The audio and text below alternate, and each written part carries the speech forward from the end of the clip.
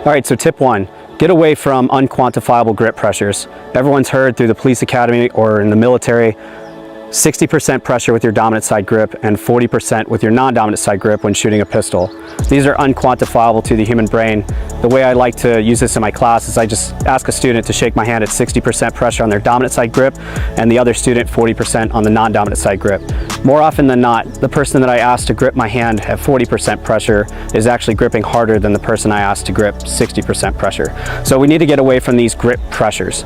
Instead, here comes tip number two. Focus on building principle around your grip. These principles of leverage and friction. So tip number two, leverage and friction. On a person's hand, we have a high point of leverage, the thumb, and a low point of leverage, the pinky. And when I shake an individual's hand, the high point of anchor or leverage is going to be that high tang and that thumb, and that low position is going to be that pinky wrapping around their hand. So these are the leverage points that I really want to focus on when then I go down to immediately establish a master grip. So leverage and friction starts from the holster, where I can get on this high tang, throwing the thumb forward, pushing with the thumb, pulling down with the pinky, and driving this elbow down as I draw this pistol out. I have incredible amounts of leverage. So instead of gross grip pressure that's not quantifiable and has no control over the gun, I'm going to focus on giving principle to my dominant side grip with that high and low leverage point. All right, so what do I mean by when I say gross grip pressure has no control? When I take this individual's hand and I just grossly grip as hard as I can, he's going to take my hand to the sky and then take my hand to the floor. I'm going to attempt to stop him just by grossly gripping his hand. Take me to the sky and take me to the floor. All right.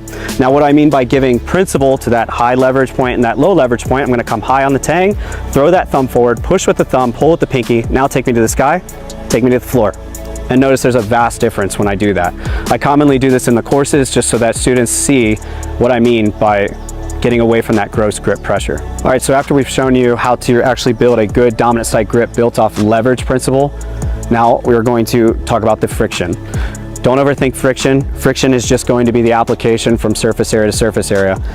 When I bring this weapon system out, I want that thumb to be high and I want to bear down with that pinky pressure. What this is going to do is going to alleviate these two fingers to have the least amount of control over the front end of the gun as I break that trigger without disrupting the sights. All right.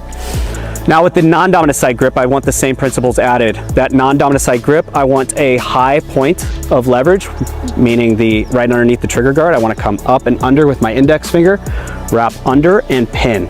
This high pin or anchor point is very, very important with achieving that high leverage on that non-dominant side grip. As I then fall into the lands and grooves and then bear down with that low point of leverage, I can come off the gun and from one fulcrum-like position, collapse and add immense amount of leverage and then surface area friction coverage on the opposite side of the gun. This is the master grip that I want to start my engagement with and then return to holster with. All right, so what this is going to look like from draw is in one smooth, concise manner. I'm going down for my dominant side grip, focusing on leverage. Notice the pinky is the first finger to wrap.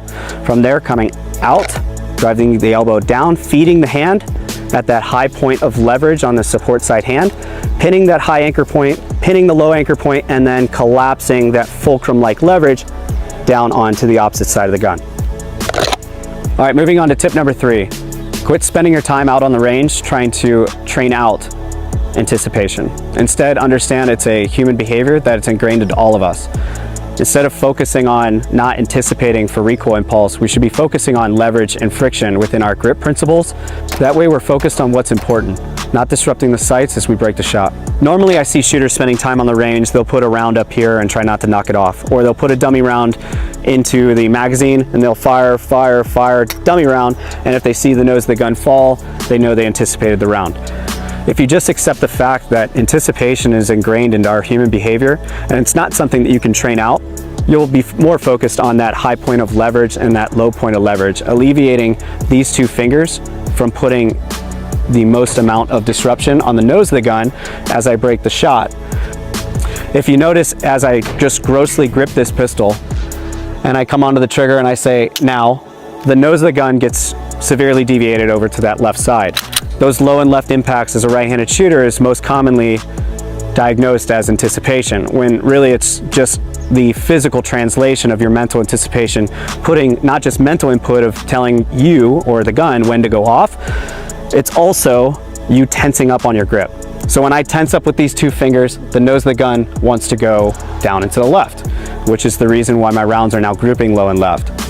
So instead, if I focus high leverage and low leverage, now these two fingers can lift off the gun because I'm leveraging my grip, and I focus on, as I break this shot, just not disrupting the sights. Notice nothing happens with the front end of that gun.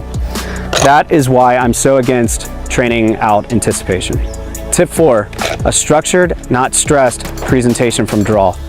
What we want within our presentation is to be nice and relaxed. I want to stand at 5'6", like I stand every single day, and I want to present my weapon system straight up to my eyes. And as I do this, I want my presentation of my arms behind the weapon system in line with it, not offline from it. The reason for this is this gun is going to reciprocate straight back. And by having my radius bone or my forearm offset or offline of this recoil impulse energy, what it's going to do, it's going to take the path of least resistance, whether that is my wrist or the nose of the weapon system taking a direction of 2 o'clock or 11 o'clock. I want it to be tracking 12 and 6. So as I shoot this weapon, I want it to rise and fall back down on the target, not ever flip. So presentation to target. I want this right here, my radius bone, to be in line with the back strap. I got my high point of leverage, my low point of leverage, and I want to present straight out from my body. Now my non-dominant side grip, as I come high, pinning that high anchor point, then coming down to that lower anchor point from one fulcrum position, leveraging and then building surface area friction, I want to present straight out to the target, keeping those elbows in line with the gun rather than off. What that is going to do is, basically the analogy that I use in my classes is, imagine taking a lime and think about how much juice you're going to squeeze out of the lime out here and how much juice you can squeeze out of the lime here. I can squeeze a lot more juice tighter where I'm stronger and coordinated here, meaning I can put more leverage and friction on that pistol the tighter I am to my body. And then presenting my elbows in line, notice the palms of my hands start to close in around that pistol grip. Just to show you right here, when I bring my elbows out, notice the meaty portion of my non-dominant side grip is now off the gun with my elbows out. But as I bring it in line with the gun, notice we have 360 degrees of contact with surface area friction. So to recap on tip 4, make sure you're keeping those elbows in line with the gun, and we want those elbows to be slightly bent, not locked out. The reason we don't want them locked out is we do not want to create any angles of lost leverage. This would be an angle of lost leverage, and this would be keeping the leverage intact, straight from the radius bone up to that high anchor point of leverage. All right, last but not least, tip number 5. A relaxed shooter is a fast shooter. Notice when I draw and present this pistol, there's minimal movement to my upper extremity. The reason for that is I want to be as relaxed and as engaged within my posture so that I am presenting in a consistent but controlled basis for my presentation. I also want to, in order to go from target to target or moving from position A to position B, want to be relaxed, because when I'm tense, I have to relax those muscle groups in order to then move, to then build a new position. Instead of being tense up on this pistol to then just relax, to then drive the pistol to the next target, then just to tense up again, I want to be nice and relaxed, snap and drive the gun nice and relaxed. Notice that when I present my weapon system, nothing is moving. I'm not bringing my head to 5'1", I'm standing still at 5'6" as I present this weapon system. What you'll find when you relax behind the gun is you'll be able to focus on things that are way more important than being tense or trying to use muscle groups that just fatigue within your presentation or engagements from A to B. All right guys, so I hope you enjoyed this video. I hope these 5 tips are going to help you establish a much better grip and improve your grip overall when shooting your pistol.